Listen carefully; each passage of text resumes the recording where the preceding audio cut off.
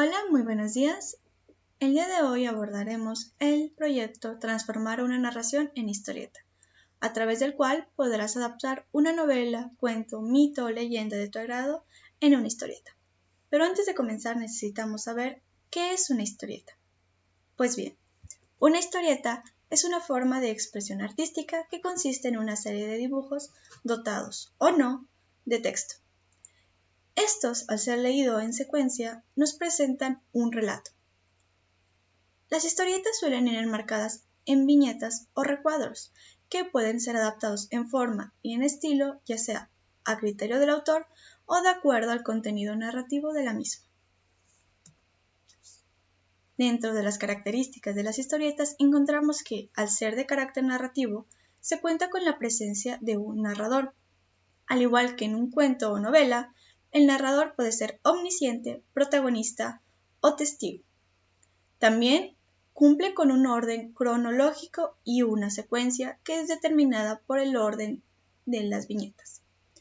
Como característica número 2 tenemos que está representada por el lenguaje visual y verbal, es decir, se compone tanto de texto como de imágenes. Como número 3 tenemos que su principal función es entretener. Sin embargo, también tenemos algunas historietas que son una crítica social o política. Dentro de los géneros de la historieta encontramos el género de terror, de aventuras, de ciencia ficción, romántica y también un tipo de historieta japonesa conocida como manga. Pues bien, las historietas recurren a un conjunto de elementos gráficos para dotar de mayor expresividad a sus viñetas. El primero de ellos son los globos de diálogo. El segundo, los carteles. Después nos encontramos con la perspectiva visual, las figuras cinéticas y también con otros elementos. Los globos de diálogo son estas pequeñas burbujas que se muestran ya sea por encima o a un lado de nuestro personaje cuando éste expresa algo. Es su voz. Si bien conocemos la forma habitual de un globo de diálogo que es redondeada, en realidad existen muchas formas en virtud de lo que dice nuestro personaje. Si grita, si habla en voz baja, si tiene un pensamiento o si conversan varios personajes a la vez, la forma del globo será distinta. Después tenemos los carteles. Estos carteles son pequeños recuadros que enmarcan la voz del narrador.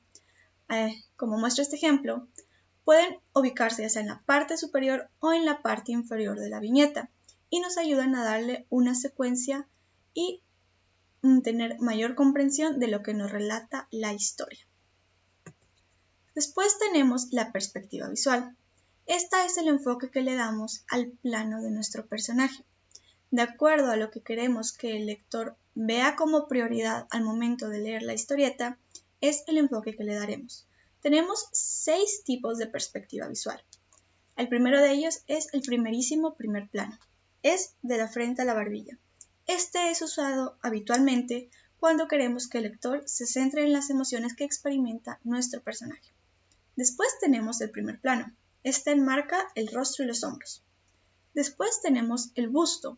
Este de la cabeza a medio torso. Después el plano medio. Es de la cabeza a la cintura. Posteriormente continuamos con el plano americano, que nos muestra de la cabeza a las rodillas.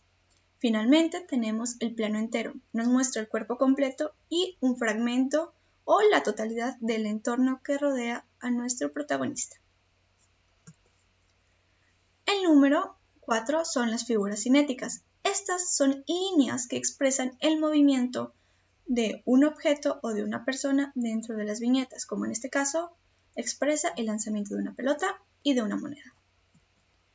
Finalmente tenemos otros elementos. Cuando hablamos de otros elementos nos referimos a todos aquellos recursos adicionales que podemos incluir en una viñeta para dotarla de mayor expresividad, como por ejemplo las 3 setas que aparecen por encima de la cabeza de un personaje cuando duerme, o cuando uno está enamorado y su ambiente se inunda de corazones. También podemos considerar como otros elementos a cuando un personaje ríe o llora y ese sonido invade todo el ambiente. Después nos encontramos con los signos lingüísticos. Estos son el diálogo, la voz narrativa, las onomatopeyas y los pensamientos de los personajes. Los diálogos no son otra cosa que las voces de los personajes, las conversaciones que tienen entre ellos y que, como ya vimos, se encuentran enmarcados dentro de los globos de texto.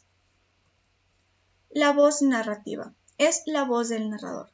Nos ayuda a darle una secuencia a la historia o a comprender mejor las situaciones o acciones que atraviesan estos dibujos.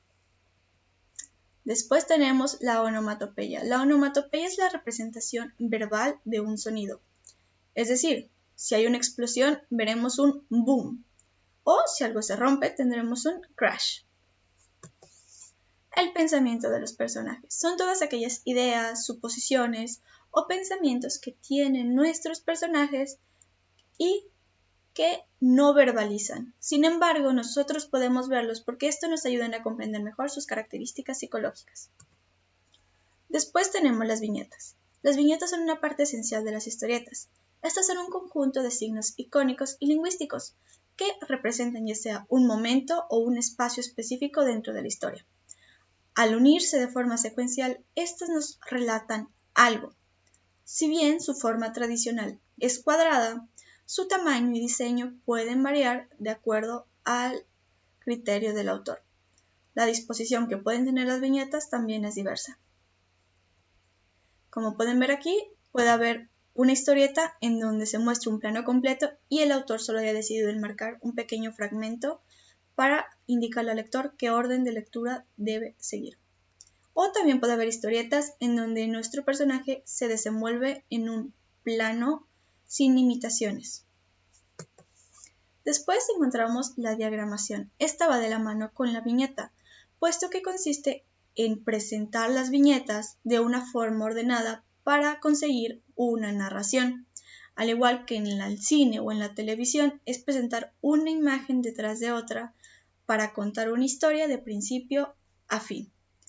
Las historietas, a excepción del manga, se leen de izquierda a derecha y de arriba a abajo.